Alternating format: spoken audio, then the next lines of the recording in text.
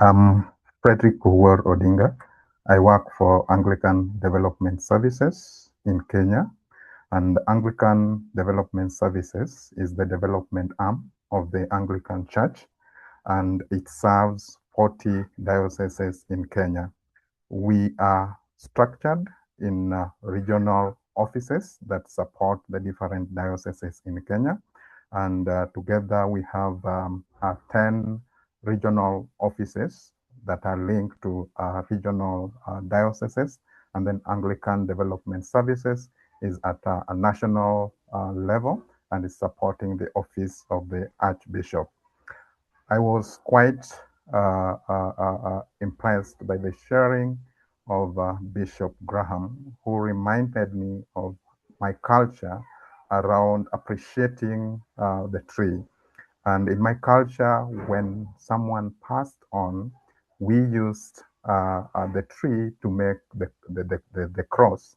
And when we use the tree to make the cross, we always noted that in that grave, a tree grows. And then we used a tree to identify that particular tree.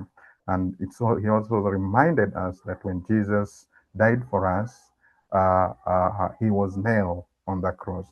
So this really puts a context in Kenya where we are looking at how we relate with the tree and the forest.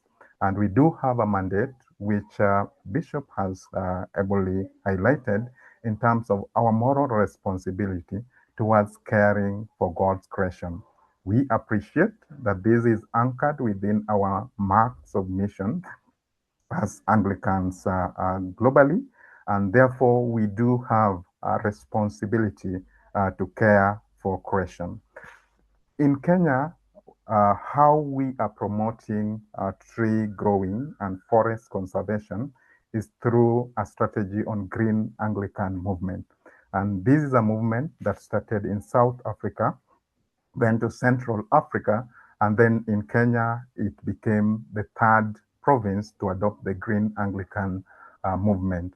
And in Kenya, we do know that in 2013, the Synod approved our objective towards care for creation, and they expected the establishment of an environmental desk in every diocese. Then in 2017, because there was a slow pace in terms of implementation of creation care, the Synod again adopted a resolution and mandated the Anglican Development Services to coordinate the creation care activities within the province. So this was officially launched in 2018 in one of the regional dioceses, Machakos Diocese, and it grew out of the work of students, Anglican student fellowship program. In advancing creation care within our context, we focus on 4 thematic areas. One is tree planting and tree growing. The other one is clean and efficient energy. And we also focus on proper waste management. And this was informed largely in 2017 when Kenya banned the use of single use of carrier plastic bag. And then we use eco-theology as an approach that helps us to reshape mindset and also change behavior towards creation care. This work is coordinated through a national steering committee that is linked to Anglican Development Services at the national level. And we also know there are other Anglican Development Services at the regional level that totals to 10 that also support the implementation of the program. Then what context do we work in as a Green Anglican movement in Kenya? We do appreciate that in Kenya, 10.6 million land is degraded, and that is according to the government statistic. But we are also told that every year since 1963, we have been losing 12,000 hectares of forest land annually. This is huge if it is brought together. And we do know we lose the hectares of forest land to agricultural expansion initiative to increase food production in our context, wood extraction, where people are getting into the forest to extract wood for fuel. They are extracting wood for construction, and also infrastructural development to pave way for housing projects. Currently, we have a big program on affordable housing, and they are cutting down trees to create space for this particular project. So these are some of the areas that we see we are losing our forests to, and we need to create a balance. Because of this, we have realized that there are consequences, and one of them is natural disruption. And currently, we do have a challenge with Lake Naivasha, which draws its water from Aberdare Ranges, which is one of the forests in the central Kenya. And because of the changes in climate change, we have witnessed moments of recession of the water, and water actually flooding the communities that are living around the Lake Naivasha, and to an extent of displacing even other, causing a lot of uncertainty within the communities. We have also been able to witness reduced soil fertility, which is caused by soil erosion, as the top fertile soil is washed away by the flood. And we are also experiencing loss of biodiversity in our forests, as some of the trees that we traditionally identify with are getting lost. Like in my community, it is when I was growing up, there was quite a huge population of macadamia tree, but because people are uh, cutting down the trees, the population has come down in the region. But we are also experiencing temperature variation. And on 15th of March this month, Nairobi experienced a huge flood that devastated the city. And this is attributed to human action. Uh, with this context in mind, Kenya has come up with a goal that will enable us to rectify the current situation that we are experiencing. And we do hope to increase tree cover in Kenya by 30%.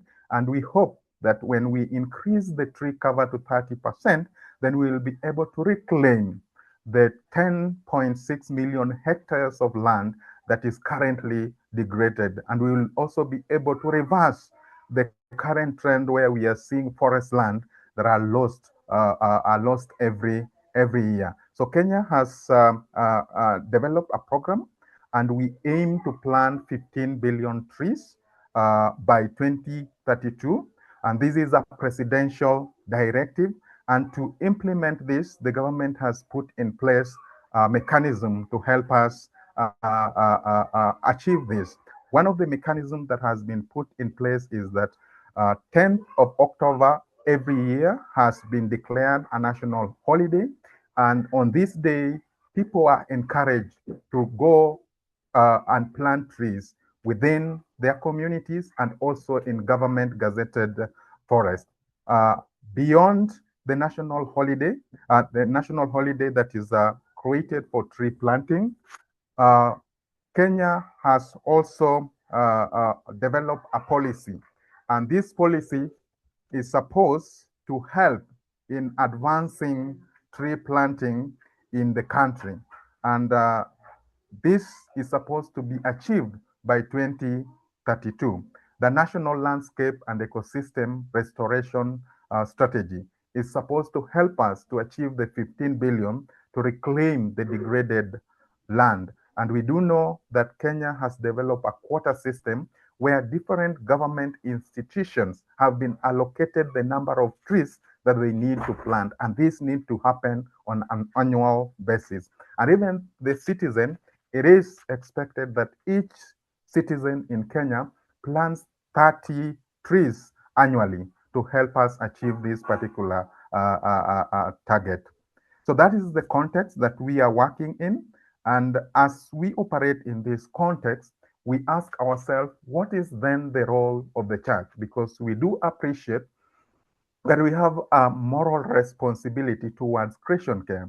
Anglican Development Services, which is the development arm of the Anglican Church, promotes forest conservation through mindset change and behavior change.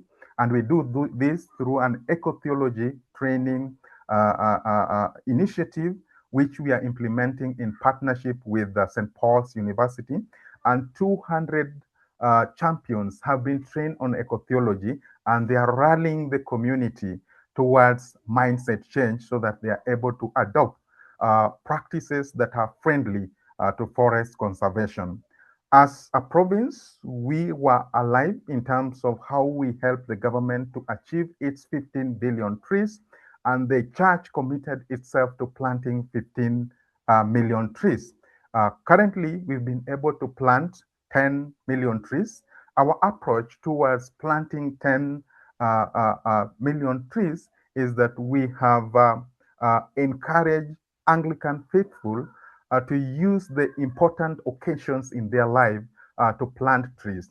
We do know that the 10 million we may have surpassed because there are some people who do not report the number of trees planted because when you celebrate your birthday, you are expected to plant a tree. And as Bishop did mention earlier, when you are confirmed, you are also expected to plant a tree. And even when you are going through a marriage ceremony, we encourage people to plant trees.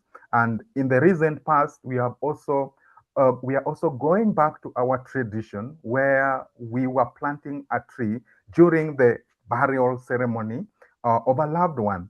And recently, we lost a provincial director of education. And when we went for the burial, the Green Anglican Movement organized for a tree planting in memory of a colleague that we were working. So to us, planting tree in gazetted forests, institutional land, and farmland is key, and it's contributing towards reclaiming the degraded forest land that we have in Kenya. We do appreciate that we need trees as we continue with the efforts towards tree growing, and a number of dioceses have established tree nursery as a source of tree seedling. And I wanted to speak about a particular diocese in Eldoret, where we have a church that is based in a forest, and they have been able to establish a successful tree nursery that is addressing the ecological benefit, but it's also addressing their economic benefit. That church, through the tree nursery, they are able to pay their quota towards the diocesan allocation. But currently, they have also established an educational fund to support the children who are coming from low social cadre and are unable to pay their school fees. So we are seeing very good importance of tree nurseries within our church setting. But we do appreciate that there are pressure that are pushing people into the forest. One of these pressure is that people need firewood to cook their food. The other one is people are going into forests to access livelihood. So we are working with Mwangaza Light, who is providing alternative energy solution. And there are various tier of alternative energy solution. We have the improved cooking stone, and then we have energy saving jiko, but then there are also electric options that Anglican faithful are introduced to. But to increase food productivity within the communities that we are working in, we are also promoting climate smart agriculture that will ensure increased production. Now, I want to show a video that demonstrates some of the work that we do around forest conservation. I will urge you to listen into it, and then I'll come back.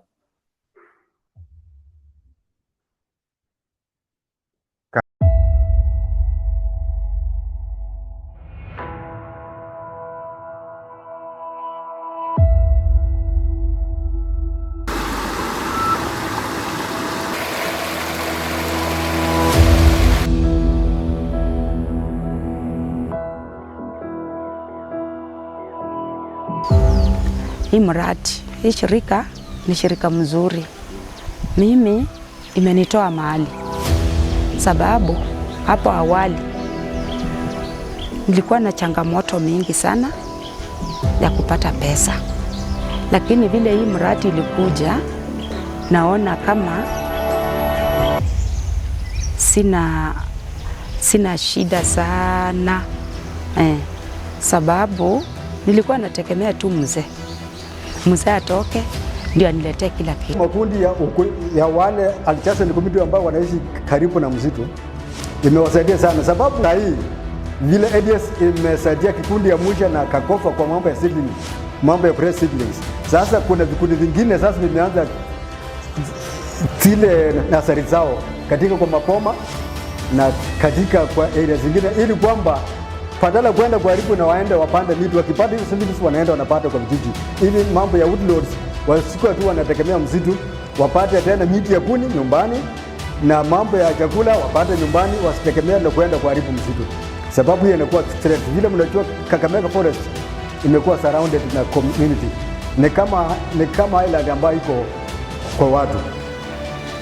For the farmers, we are targeting the 300 farmers. We are training them on alternative means of livelihoods that can help them reduce their trips to the forest, because so many trips to the forest contribute to destruction of the forest, because these farmers depend on firewood from the forest. They go to the forest for other opportunities such as honey, and also there are those who contribute to destruction of the trees through burning of charcoal.